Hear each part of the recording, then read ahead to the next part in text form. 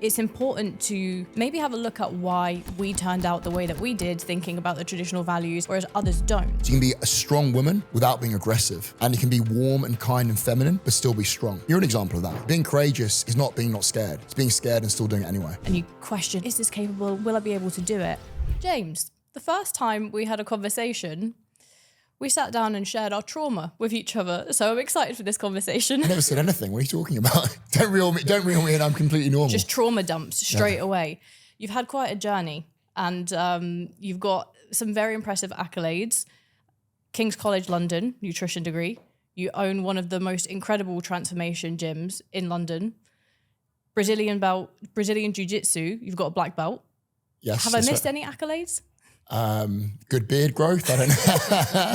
I'll give you I that just one. have a nice person, but that'll be a lie. So, yeah, no, third degree Brazilian Jiu-Jitsu black belt, nutrition degree. Own a gym in London that's, I'd like to say, decently successful. So, yeah, that's about it, really. And it's been a journey to get you there. So that's what we spoke about when I first met you. I was like, oh, hi, you're training at the same gym as me. And then as we got chatting, I found out a little bit about what you'd achieved, and genuinely the amount of adversity that you had to go through to get to that has been phenomenal. Because it's really impressive to see you have gone through a lot of the turbulent times, similar to what I did, and have achieved that. And some of those bits I'd like to touch on today. So I'm curious to know, with this success, what's been the number one mindset trait that you believe you've had or maybe developed that's allowed you to achieve that? It's a very good question. I think that number one we spoke about is no one's going to come to save you. So I know the biggest thing was people say, James, had quite a lot happen. People have had worse, people have had better, right? But it was pretty difficult. And I think the reason I've done it, I was able to do it because you have no other choice. That's another one as well. I don't really understand when people say, oh, it's incredibly noble, you worked really hard, or you didn't give up. I'm like, well, what are those choices there to have, right? Be very blunt, it sounds cryptic, but you either go back and work harder or you kill yourself. That's pretty much it, right? And that never dropped into my head. Because actually, not that, I've had quite a few friends kill themselves actually in the last few years. And I think that the pressure that comes with, the same pressure comes for women in a different way. Actually, talking about this is really interesting. So I think men, it's quite fashionable to go, men have, and by the way, I'm opposite of male feminists, the worst people in the world. We'll go into that in a minute. The thing is, but women, it's very difficult because now women are expected in modern society to work very hard, have their own money, and have a family. So as a man, it's quite simple for me, right? I don't have to bear children, and I can just work hard. Very, very simple. That's all that's expected of me. That's it. If you earn money and you keep yourself healthy and strong, you can find a partner. It's very simple. For women, a lot of women watching this podcast, people that are interested in you, the issue is you have to achieve the same, right? And you also have to bear a child. And if you don't do one of them, particularly women are critical of each other. What they'll do is say you become a mum and you stop work and you want to look after a family. Oh, she doesn't even work, she's stupid. If you only work and you don't have a family, well, you're what's the word for it? I can't remember what the word was for it, but you're deemed as like a barren woman, basically, right? And it's disgraceful. And the problem is, how's this happened? I think you probably question this a lot over time. And something we'll talk about later, but I kind of have an inkling it is definitely the way it happened. I think that what's happened is we ended up in a really weird scenario, Millie, where we've ended up feminizing men, we ended up masculinizing women, and both are unhappy. We're at the most unhappy time possible because what's happened is by women coming to the workforce, we doubled the workforce, but I agree with it. Like, obviously women shouldn't have to rely on a man, because they do eventually want to. They have to earn money when they're younger. They can't go, well, I'll just sit there and wait for a man to come along. It's not possible. It doesn't work like that. So what happens is women go into the workspace, you have double the workforce, so the salary's half. And what happens is men don't earn enough nowadays to be able to support a family while the woman stays home. It's factual. And sorry if women are watching, hopefully please listen to this. Women say who have a high paying job, 100 grand plus. And nowadays it isn't that much, to be honest with you. Even though it's top 1% of earners, you can't do that much with a milli. The issue is what they do, most women I talk to said, well, what do you want the guy to earn? 200 grand. And we talk about this a lot, but it was on Chris Williamson's podcast, what do you want? I want a guy who has a six pack and earns 200 grand. And I go to them, do you know what percentage of men that is? And they go, I don't know, 1 in 10. I said, that's one in 10,000. And they don't seem to realize that. And I'd say 50% of women will say they want that. Whether they actually want that, so whether they actually end up being that stringent on picking that, we know is bollocks. They don't do that. They just eventually pick whoever suits them. But they'll say that out loud. And the issue with that is, then you have men that see that on social media and literally feel depressed because like, well, I can't earn 200 grand. I'm not going to get into shape. And they feel like they're small.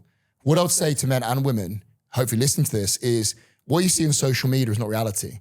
You see the extreme of both views. You see extremely nasty women on there, and you see extremely nasty men. You see very hurt men and very hurt women. Very hurt men saying, the incel men, saying all women are whores, all women are gold diggers. And you see the women on there saying, all men are arseholes, all men are this, all men are aggressive, they're women beaters, all this stuff. And every single common denominator you have on there, Millie, is very simple. They're very, very hurt people and they want to reject before they get rejected. That's all it is. It's that simple. They basically want to reject men before they're rejected, these women, and men who are pathetic will become disenfranchised and want to hate women rather than doing the work on themselves. I think it's really interesting that you have such a clear and direct outlook on those roles. The traditional roles have definitely changed and evolved throughout how social media perpetuates different narratives now. And you're very true to those traditional roles because it comes from evolution, right? Like, of course, we're animals, right? We're animals. And it's important to maybe have a look at why we turned out the way that we did, thinking about the traditional values, whereas others don't. And so would you say that there was an influence when it came to your parents of your upbringing that taught you, the Absolutely. provider role, the leader, the protector, and then also your mum having that maternal instinct, being there for you? What was it like for you? So absolutely. So my mum and dad earned pretty similar. My mum probably earned a bit more than my dad. They're both dentists. They both earned relatively well. But my mum, even though she earned very well, was educated. She's dual qualified. So she qualified in Japan as a dentist. I'm half Japanese. I know you know that, but people listening. That's why I wore this today. Of course. Thank you. So my mum, and then qualified in the UK again. But my mum growing up I was incredibly lucky. Mum passed away a year and a half ago from breast cancer and bone cancer. If she's listening to this, the biggest blessing I had was having an incredible mum. And I mean, a lot of people will say that incredible. My mum was very, very special. Very, very special person, incredibly driven, like inhumanly driven, but also very warm. And what I saw from my mum was you can be a strong woman without being aggressive. And you can be warm and kind and feminine, but still be strong. And I think that's the way you should be as a woman. You're an example of that. You're strong, but you're still kind. And that's the same with men. Actually, as I say that, actually same as men. If you'd have seen this, you only watched Andrew Huberman's podcast. Yeah. I know you did. Yeah, of course I do. Of course you did. But Andrew Huberman's an exact example of this. You're very good with character and read men very well. And I was watching that, and he is a proper man's man. It's a way to describe it. When men, women go, oh, men should cry. I'll be very blunt. Men shouldn't cry. However, there's two separate things. Men tearing up because they care so much about something and makes them emotional is very masculine. Being a blubbering mess is not masculine. They're two different types. Women like men that can tear up because they care so much about someone and so passionate and proud of something, like getting married, having a child. They're proud of their achievements, proud of somebody else's achievements. They care so much about a loved one or a friend. Being a blubbering mess is not the same thing. And that's the difference between proper masculine men and men that aren't masculine. And Andrew Huberman is an exact example of that. He's very, very masculine, but also very kind. So back to my mum, the story about my mum. So my mum, growing up, would love caring for kids. She goes, my number one role is to look after you as a mum. Always goes, I'm a dentist, but my number one role is to look after your mum. And she goes, that is my sole priority, and that's what's built into my DNA. And she taught me very, very, very down the line about things, Millie, like literally with everything. She was so clear cut about everything and taught me how to talk to women, taught me how to treat people. Like it was just a blessing to have that growing up. And my mum, a few things she used to do. We'd go for food. First, we walk down the street. She'd literally go, you need to walk on the roadside. Stuff like that, literally. Yeah, exactly. And she also would go for food and she'd go, you have to pull out my chair. And she goes, you have to eat properly with a knife and fork. She used to all this stuff, and she also goes, when you go on the first date, you pay the first date. She said, you don't make a big deal out of it. You just go and get it sorted. Don't go, oh, I've paid. Just get it done. And go, get me a coffee next time. Don't worry about it. Don't make a big deal out of it because you get things sorted. It's not because you are dominant over the girl. It's because actually it's a sign of respect. It's a kind of courting. That's all it is. So men and women can earn the same, Millie. I've always taught me this, but what we're attracted to is still the same. So this is the really important thing for women, that hopefully and women all say the same thing, they do. And when they'll always light up when I say this, because it's true. Women are not gold diggers. They want a man who's competent. They want a man who has the traits of a provider. So if the man loses all his money today, he can earn it again. They want someone to come along and say, I've got it sorted, don't worry, I've got your back. That's all it is. But a lot of men can't do that anymore and don't do that anymore because they see nonsense on social media. But I actually think it's not an excuse, Millie. When you see social media telling you, don't open a door, don't do this, there's no women worth doing this. I'm like, as a man, I promise you, look in the eyes, Millie, and go, as a man, I know what is true to me. I know providing and looking after women and making them feel safe is in my DNA. It's not because literally someone told me to. And if you literally are manipulated by social media or an ex that screwed you over, it's pathetic. I'm sorry, it's just pathetic. Like my ex-wife literally was having an affair. Doesn't make me hate all women at all, zero, literally. I don't even hate her. I just go, well, it didn't work out. That's the end of it. It doesn't make me hate all women. And I think the reason why I don't hate all women after that happened was I had a mum like that. It made me realize there are good women out there. When I saw my mum, like, there are women out there that are good people who are hardworking and genuinely caring. She's still a lunatic, or was a lunatic. I remember her telling me all the time, she goes, all this stuff, and you go, we're all still crazy though. I'm like, yeah, but that's why we love you. It reminds me so much, like what you said about, men not being a blubbering mess or being emotional, perhaps very, let's term it as soft. There's a difference when it comes to what I grew up with, which was like, I was raised by a Serbian militant authoritarian father. The only time that I ever saw him shed a tear in my whole life was when he told me that my mum passed away. That one moment. How did that make you feel when you saw that, when you saw your dad? Because you've never seen him emotional before. How did that make you feel when you saw him crying? Because you never thought he could cry, I suppose. What did you think? I think in that moment,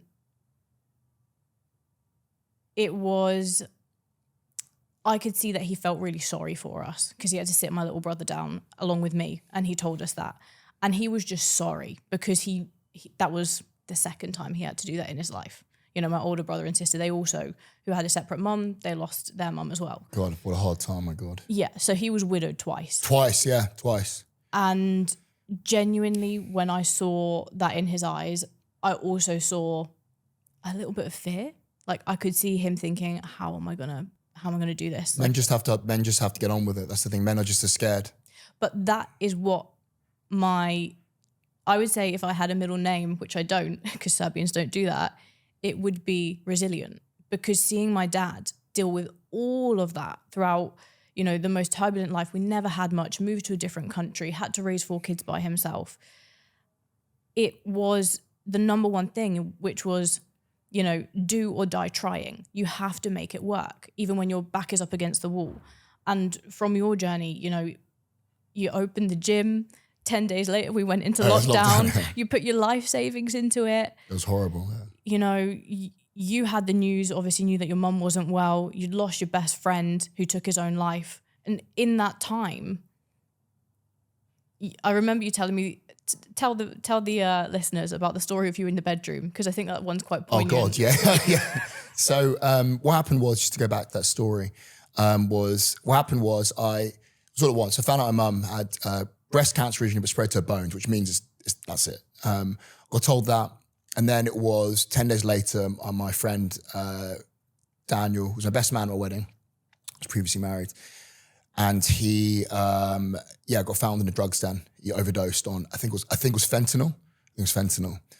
Daniel was, people think some dirty drug addict. Daniel got the top mark ever recorded at Oxford in the physics aptitude test. So he was one of the cleverest people ever. Very good shape, good looking guy, had everything. His father's a top lawyer, very good parents, and just, awful. But I found that out, and then basically my wife was acting very oddly, and then eventually she came out to me and said, "Oh, I don't think this is working." I said, "Oh," I actually I wasn't even angry. I said, "Okay, I think I actually agree with you. I think this is working." I agree with you. She said, "What do you mean?" I said, "Well, I don't think it is. I agree with you completely. We're both 20, I think it was 29 at that point. So we're both young. We don't have kids. Like, we just have to sell the house, but we'll be fine." And she got really angry and said, "You're mental." And I said, "Well, why am I mental? I don't understand." Cut long story short, anyway, I just said to her, "Look, I know you're having an affair with this guy at work. It is what it is. I don't hate you. People make mistakes. Like, I don't hate you. I don't have anything against you. Like, people make mistakes. And maybe that's better for you anyway. Went back home. And so that all happened. I went back home to my parents and told my mum and dad obviously what happened. And I went into my bedroom. I remember I had everything. I had super nice car, a Maserati. I had 100, it's not me showing off, just the way to describe it, 150K worth of watches. It was only minimum 200 grand a year, and a beautiful, beautiful house, married. And then, went back home to my parents, and I went to my bedroom. I remember lying back flat, and I saw in the corner, there was a picture of my dead mate and my ex-wife sitting there, standing there literally in a photo. And I looked to the other side and just saw my childhood teddy bear. I've gone from this having genuinely absolutely everything, just shit situation. And what happened was, I remember I had my parents and my friends asked me, "You okay?" And I said, "Completely fine." And it wasn't me lying, really. I genuinely went completely fine, because you don't have any other choice. I'm sure same with you and your father passed away. I go, "Yeah, I'm fine." Things happen, right? And it's not me being, it is typical man thing to say, but a lot of women, it is what it is.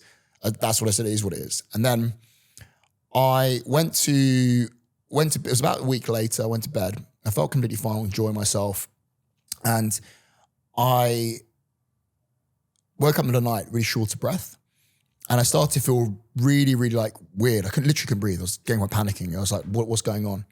Went into my parents' bedroom, said to my dad, "Dad, there's something wrong. I have to call an ambulance. I can't breathe." He said, "You're fine, you're fine." I was like, "Dad, I'm not fine. I need to call an ambulance." So the ambulance came over, and I remember time moving really, really slowly. It was really bizarre. So I'd ask my dad, "What time is it?" And he'd be like, "So how much time has gone past?" And he'd be like, he would say 5 minutes. I genuinely thought it was an hour and a half, 2 hours. So what happened was my dad took me to hospital, or the ambulance did. My dad came with me, and basically I had what they said, I had a panic attack. And I think it's really important people understand the difference between a panic attack and anxiety. I don't suffer from anxiety at all, zero. Like normal bits and pieces, but not serious anxiety. I never had any symptoms of it at all.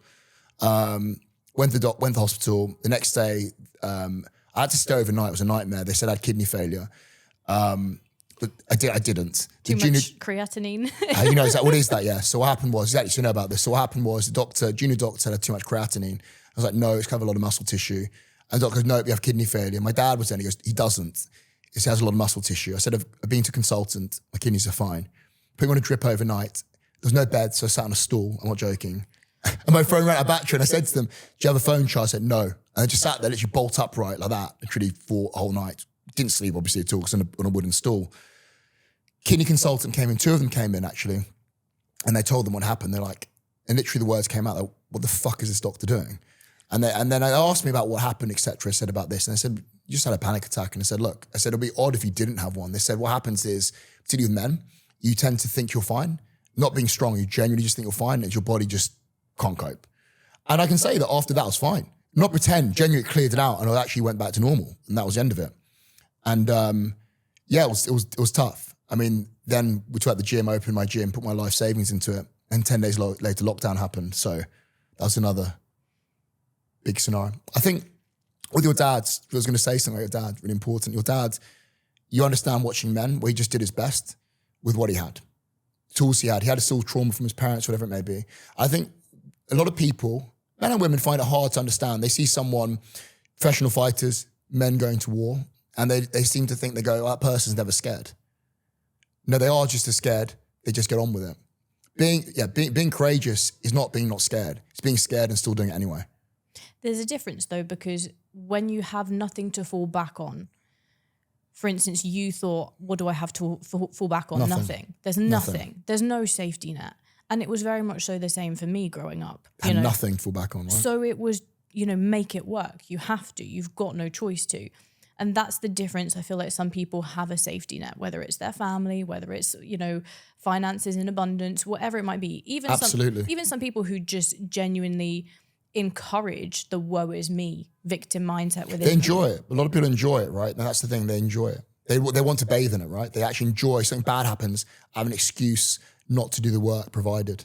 Or they should be doing, right? But when you lean into that discomfort, and when you think, okay, well, I have to make it work, I have to feed myself, I want to get somewhere, that's where the magic happens. And that's where you end up realizing your potential. And a lot of people, I think, lack maybe I wouldn't even say it's the tough times. I would just say they're not uncomfortable enough in the position that they are right now. They don't feel enough The pain point isn't big enough to change. Absolutely. And something which I wanted to ask about, where you said, you are very clear in terms of the standards that you feel like both men and women should accept from each other. Absolutely. As we've spoken about, man is a leader, a protector, provider, woman is there to be a supporter, a carer. What would you say to someone who, because nowadays a lot of people won't stick to those standards that they deserve, and they'll be chasing people or things that ultimately does not align with what their needs are, because they're probably trying to fill some kind of void. So especially with the women listening to this podcast, you've spoken about what it means to be a man and to be a good man and to be a kind man. What if they're not being treated that way by other men? What's your take on it? Because we can always hear about what women think about it, within our little circles, but what's your thoughts? Sorry, explain again. Sorry. So what women think when men might not be, aligning their actions with the type of things that you've said, being a provider, taking care of them, leading, even traditional things like, paying on the first date. That's always a debatable one. But I'm curious to know, what are your thoughts on, if women aren't having that, why are they settling for it? Why they're settling for someone less? Two reasons. I think that they panic, a lot of women. But a big one that women do not tell each other is, maybe you don't deserve a man like that. Maybe, so an example would be, women do it in general more. Men do it as well nowadays. So if you are, about love yourself, right? It's love yourself. Well, the thing is, maybe you're someone that doesn't deserve love. Harsh, but it's the truth. Maybe you don't deserve love. Maybe you don't deserve a man like that. If I was a fat sack of shit, beat women, do I deserve a kind woman? Absolutely not. So if you're an overweight woman who is rude all the time, I think that's for men. I mean, we'll say women being rude, men and women. Why should the opposite sex put up with it? That's the truth. So as a man, my friends, generally good friends, who I genuinely consider, not all of them, some of them are mental, but genuinely want my future daughter to marry, like good men. The truth is, a lot of women, those kind of men won't like them. And the truth is, as a woman, I think it's quite simple. Maybe it's hard for them to see because you're the opposite sex, right? What men look for, because you're not a man. Men look for, I know women think that women want someone stupid. They absolutely do not. Absolutely do not. Thick men might want that. Intelligent men do not want a stupid wife, because in nature, your wife has to look after the home. So she's thick. She could literally, I don't know, cook them something like poisonous or end up killing their kids. Or, you know what I mean? Literally, it always comes back to biology, right? So if you're always unsure of that, you want with someone who's intelligent, they'll give you intelligent kids. You want someone good looking because they'll give you good looking children, like normal features, right? I think it's the same. I just think that a lot of women it's very hard. I get it. So what will happen is, say you have a few bad experiences, a lot of women will harden up. They'll take on more masculine traits. We spoke about this, right? Because you're scared. Literally, you think that I need to take on these masculine traits. If I'm too feminine and kind all the time, I won't survive, literally. And I know women don't like this. My mum told me this growing up. She goes, women need men. Men have a better life with women. And I know people don't like this, but all good women admit this, and they don't like it, but it's the truth. Because women, when you get pregnant, physically need a man to protect them. Maybe not nowadays, but your DNA tells you that. So even though you might physically not need a man there, you become neurotic and scared, because you should do, because you're physically not strong enough to look after yourself when you're pregnant. So you want a man to protect you. So what I was trying to say was, it's still built into our DNA. And it's an interesting point that if women might not want money off a guy, but they want someone's competent. Men always, loser men, be very blunt. They go, all women are gold diggers. Well, most of the men that say women are gold diggers don't have any gold to dig anyway. So it doesn't make any difference. And it's true. It's always loser men. Any man with money doesn't say that ever, to be honest with you. What I was trying to make was about these women, maybe improve yourself. I think if you want to find a good guy, I think the best way is, number one would be, don't go to clubs and look for a guy. I'm telling this a man in my mid-30s, 34. Yes, I know I look a lot younger. Everyone's watching it. He looks a lot older. They're not in clubs. They're not in clubs. You'll find them. I know, you can find some rotters right in the gym, but you'll find them in the gym, or by then they might have a family, but they're not absolutely not going to be in a club. All the guys from their mid-30s, they're searching for a quick dopamine hit. People that are content and actually are looking for long-term partners, looking for long-term pleasure, like building a business, building a family, they're not in a club. They're not in a club. And the second thing I'll do, get into shape.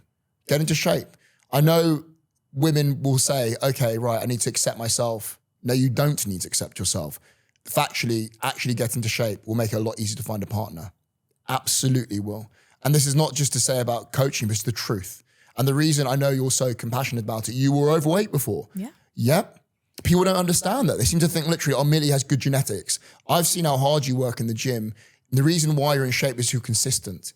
How can you say, in the picture we'll show, over the podcast, put it up, that Millie had good genetics? Absolutely not. Absolutely not. You just go, I'm unhappy with what I have. I need to change. The pain was big enough to make change. This is something really poignant. The reason why a lot of women don't change is because of men and because of shit female friends. Usually the pain point is not big enough for women. I'll tell you why. Men, if you're really overweight and rude, obviously no women like you, but your mates will just tell you. Or someone will literally backhand you and hit you. Physical violence, someone will hit you. You can't be keeping rude, someone will hit you. A guy will hit you in the face. Women, the issue is what will happen is if they're constantly rude, there'll always be a simp guy to come along and say you're beautiful and amazing. And the guy dumps you. Simps, yeah. They come out to play at that point. They come out to play. So what it is, I'll go into that why they exist in a minute. But what happens is they'll tell you you're amazing, kind, because I want to sleep with you. I'm a guy, I know exactly what they're doing, but I just don't do that, literally, because I also don't need to. So all they'll do is they go, oh, you're amazing. The other guy was an arsehole. So the guy goes, you know what? You're right. All guys are arseholes. Go out that guy, the same pattern happens. And then your girlfriends, maybe you're a prick to the guy, but your girlfriends go, you know what? Have a few wines with us. You're perfect the way you are. And you may look like Jabba the Hutt. You may look like Jabba the Hutt, literally. Or a boat moored at Portsmouth Harbour. But the truth is, literally, your friends will tell you look great. But the truth is, the only person actually, if you're lucky enough, I know a lot of women don't have this, but as a brother. A brother is the only man in the world will see you as another person, not as a little girl like dads do. He's just going to tell you the truth. He's like a mate. He doesn't obviously see you sexual because he's your brother. So he'll just tell you the truth. They go like, Millie, you're an arsehole.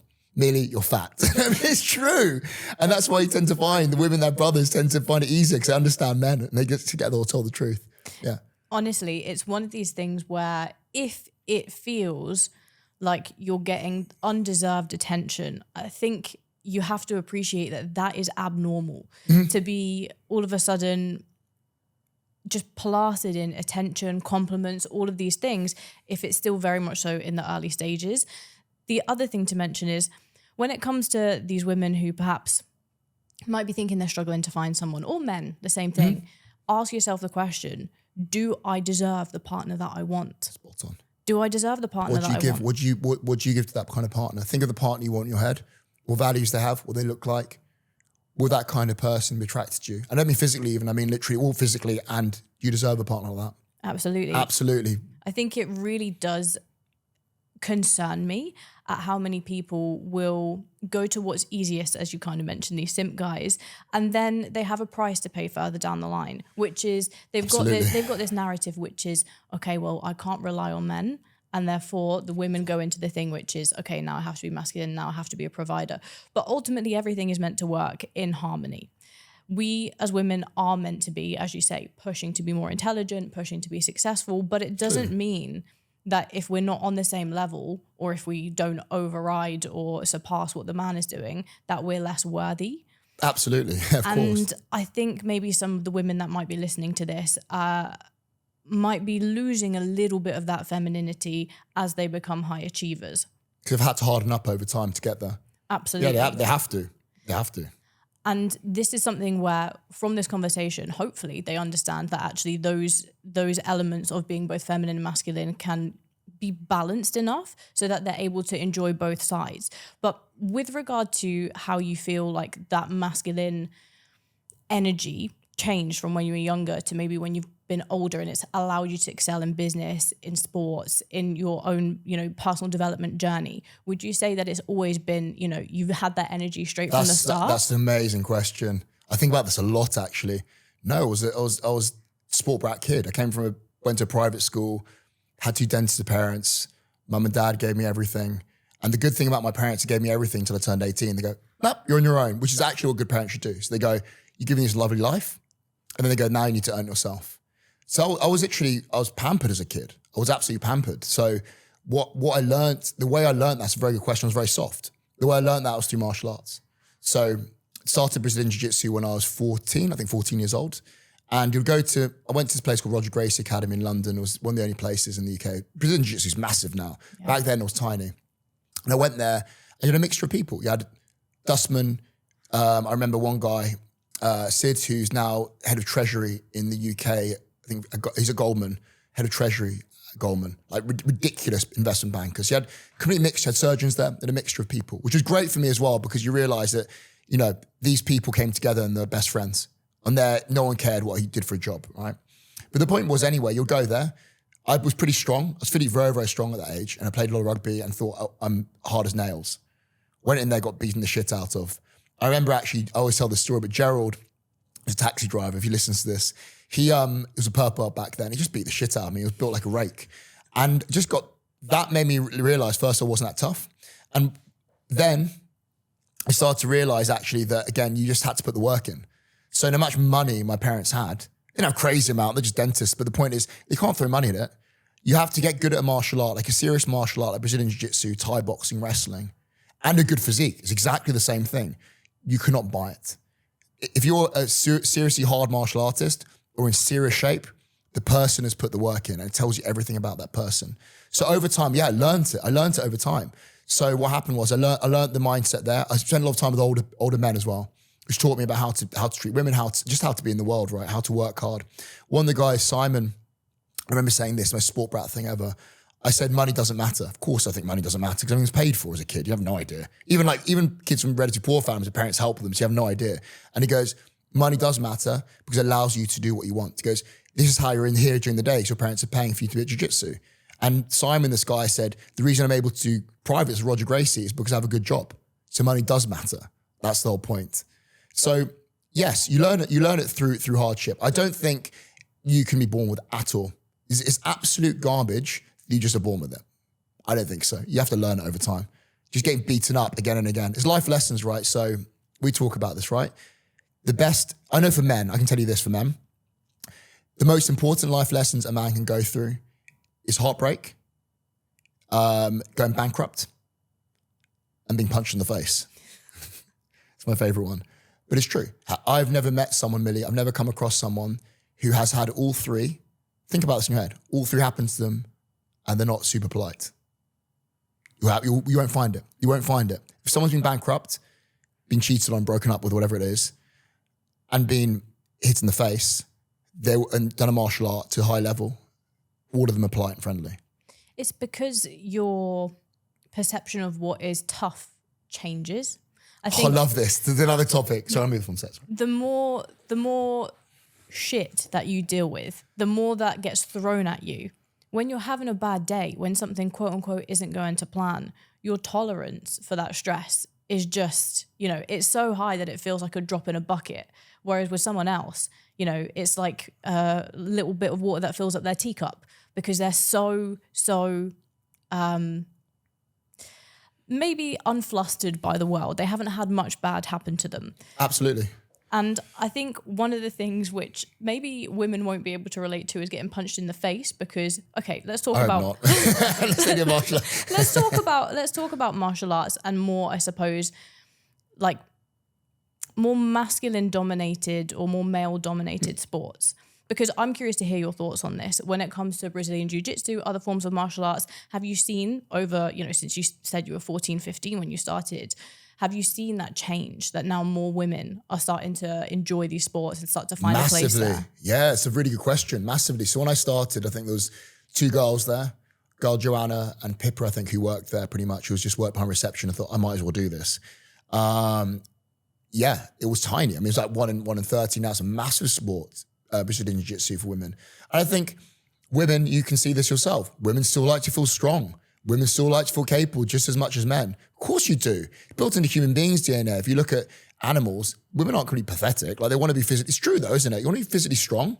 You want to and feel capable, right? Of course. And the same goes for women. If a woman can defend herself, she's going to feel more confident. Of course they are. In scenarios, right, if you look at a guy and girl who's physically tough, they're more confident and they can't fake it. What you just said earlier was perfect, where you said our idea of what's difficult changes or what's tough. So there's two sides to that. If you have someone that is comes from a super amount of family money, never worked, bought a house for. We've had it people at our gym before, I'll be honest with you. They come in and they think it's the worst day ever because the hairdresser turned up late. I'm not exaggerating, crying, literally saying it's the end of the world, literally. And then over time, when bad things happen to you and you goes, you'll be fine. You'll be fine. That's the whole point, right?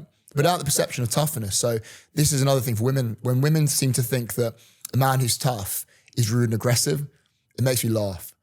Men that are actually masculine and strong are super warm and kind. Right? Very, very calm as well. I found that. The energy's less. Yeah. The energy's like that. Because when I first started, going into the gym, started lifting weights, I was taught by power lifters when I was 18, 19. And they were all the rugby lads at uni. The most patient, kind, yet large human beings. Yeah, lovely, right? And this is something where it again plays into the thing that we discussed about how women can feel safe with those type of men. Absolutely. But even though women don't necessarily need to get hit in the face all the time or to start to feel like they're more capable of dealing with adversity, it boils down to doing something hard, like doing something difficult every day. And you do something difficult every day, always in that freaking ice bath, the plunge pool, jiu-jitsu. rower. You're training. The amount of like time that you spend in what people would call the pain cave is ridiculous. And over time, I think you just start to enjoy it more because you know that every single time you do that, you build your capacity to just deal with more stuff in life. And also you notice the benefits. Like there's always benefits to doing these things. Even though I hate my 5 a.m. cold shower, I'll still do it every single day. Because you feel better afterwards, right? When you're in there, you think, if I go through this, I feel better afterwards. But also keeping a promise to yourself to do it. The more things you say you're going to do and you don't do, it becomes a habit over time. What hard things did you implement throughout, I suppose, the toughest times to be able to come out and have the skills to deal with everything that you've got? Because I think you've trained for a very long time. You've done Brazilian Jiu-Jitsu for a very long time. Is there anything, maybe even when it comes to the mindset side of things, that you had to open up or face or get more confident with to be able to become more resilient? That's a good one. What did I change over time that made me more resilient? What was the mindset I thought of? It was a few things, actually. I think that other people, actually a good one would be other people have been through it before. Other people have been through worse and got through it. That's the big thing. So look, I can't speak for something like my friend dying his parents. That's so unnatural and hideous. I can't fathom ever feeling that. I hope I never have to feel that. But you're getting divorced, having your mum pass away.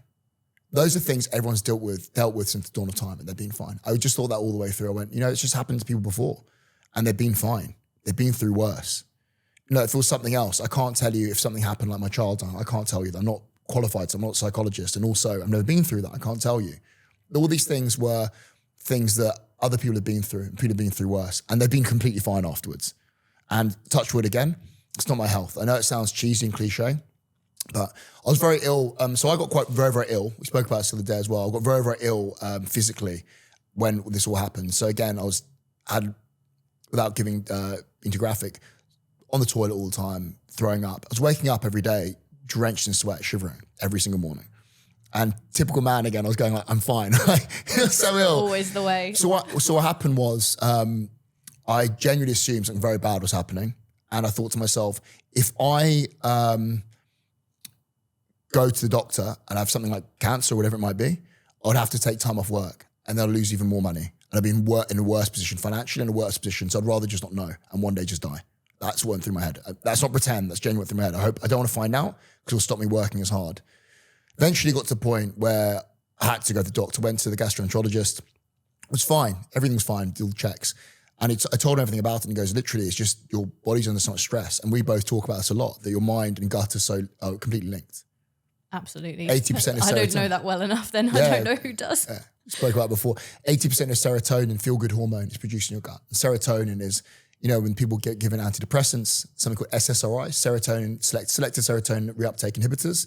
What they do is, cut long story short, they basically, you have two synapses, pass serotonin across, and what it does is basically it stops the serotonin being taken up, so you have more serotonin in that gap, basically, right?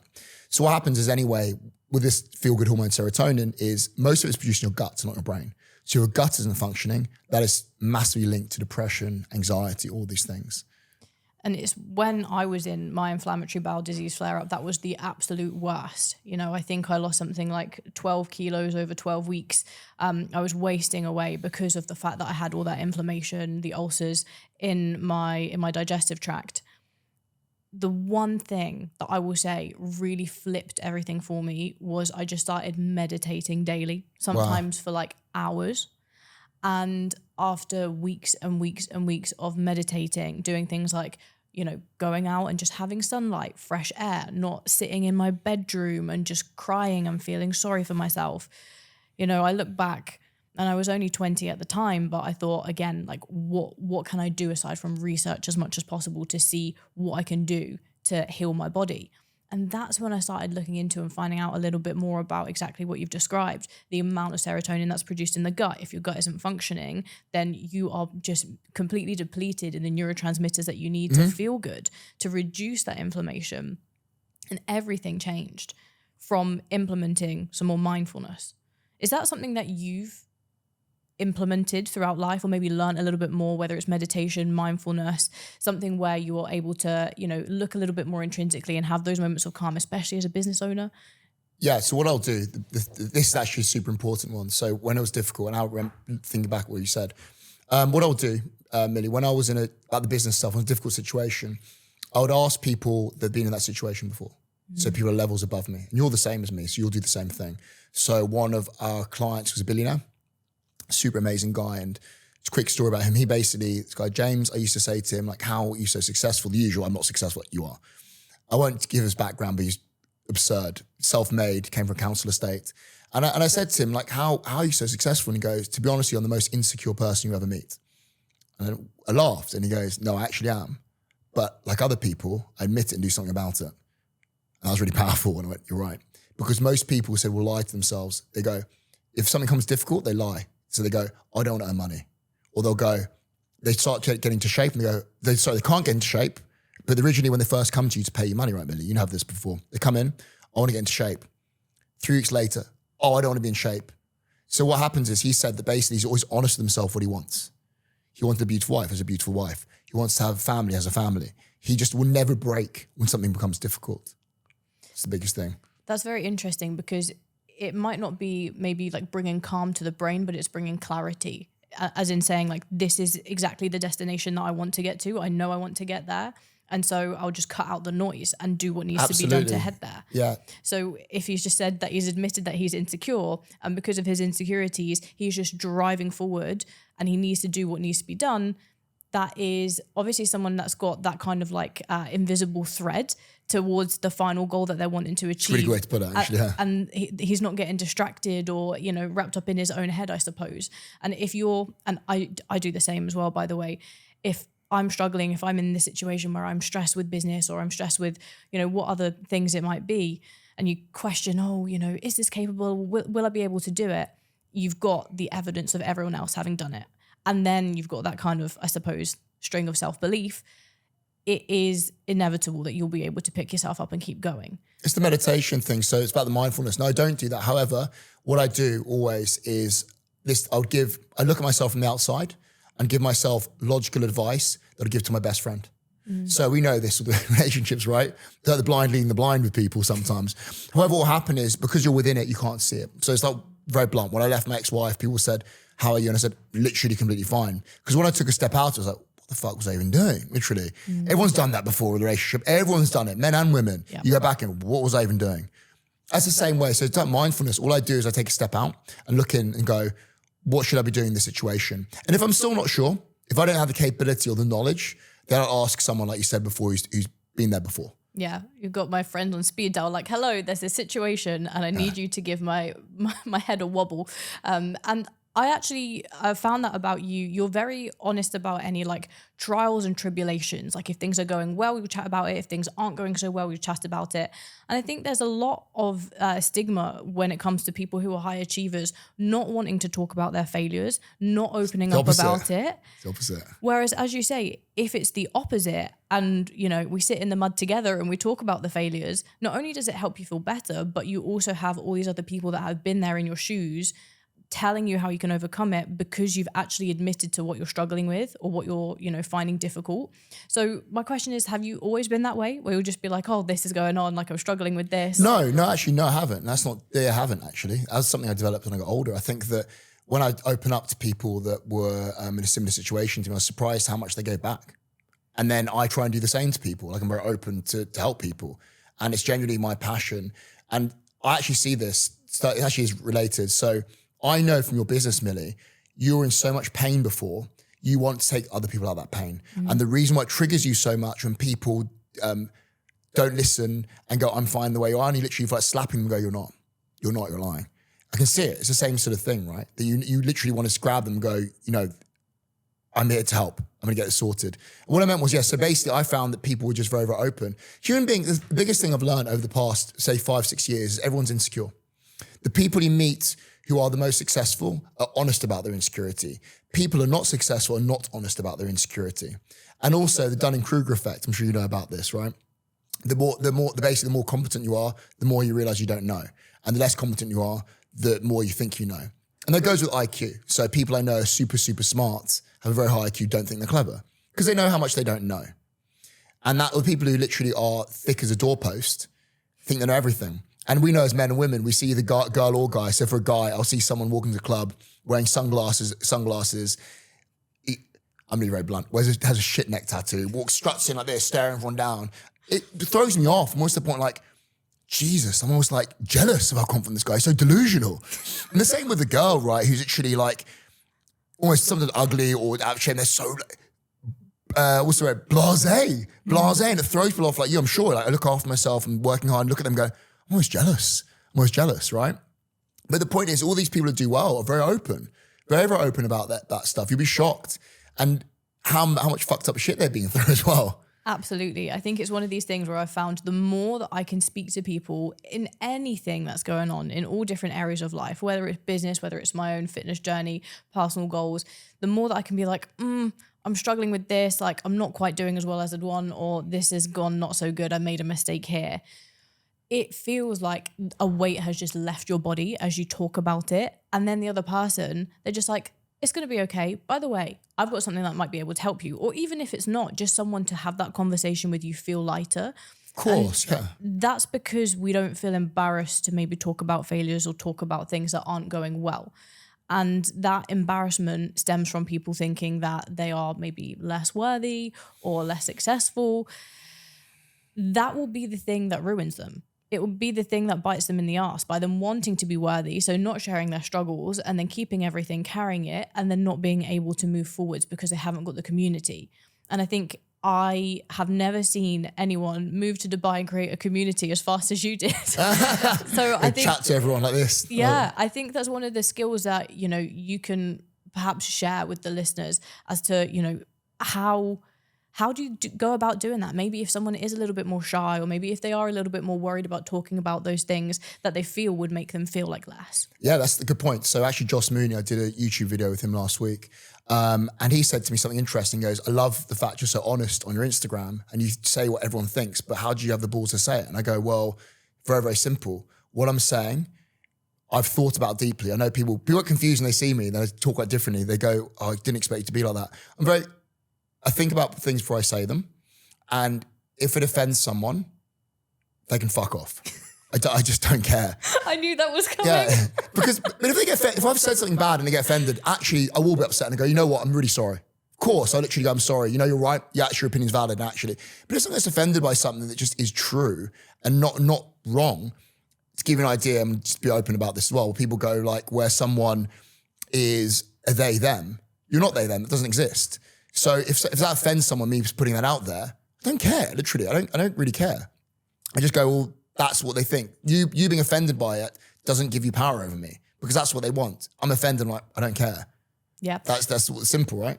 I think it's impressive that, as you say, you're more than happy to, it's really important actually that we do this. You're more than happy to share your thoughts because it's authentic. It's you. And in life, we're only going to connect with people. We'll attract our tribe and the people that will serve us and be there for us. And if it doesn't feel like they're the right person to be there, then they won't be.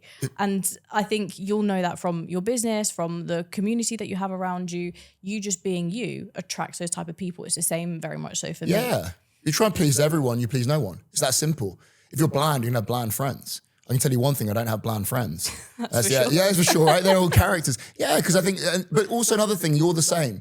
I know people think I'm quite visceral. It's because I care about people a lot and really, really deeply care about people. I actually love people. And I think it's obvious when you meet, I like people and I care about people.